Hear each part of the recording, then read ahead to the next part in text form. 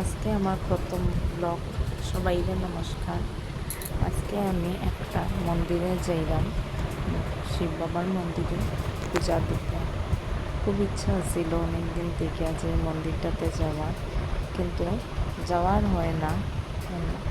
তাই যেতে যেতে ভাবলাম যে একটু ভিডিও করিলেই, তখন একটু ভিডিও করলাম। তখন আমার ছেলেটা একটু দুষ্টুমি শুরু করলো। তারপরে গেলাম বাবার মন্দিরে। তারপরে এই সময় পাপা পূজা করলো। আমরা একে একে করিয়া তিনজনও করছি, আমার দিদিও গেছিল, আমিও করলাম। বাবার মন্দিরে যাওয়ার পরে মনটা খুব শান্তি লাগে। এই মন্দিরটাতে আইলে মনটাতে খুব একটা শান্তি লাগে, খুব ভালো লাগে এই মন্দিরে আইলে। তারপর দিদি পূজা করলো। তারপরে দিদিরে কইলাম আমরা একটু ফটো উঠা, তাই আমরা একটু ফটো উঠাইলো।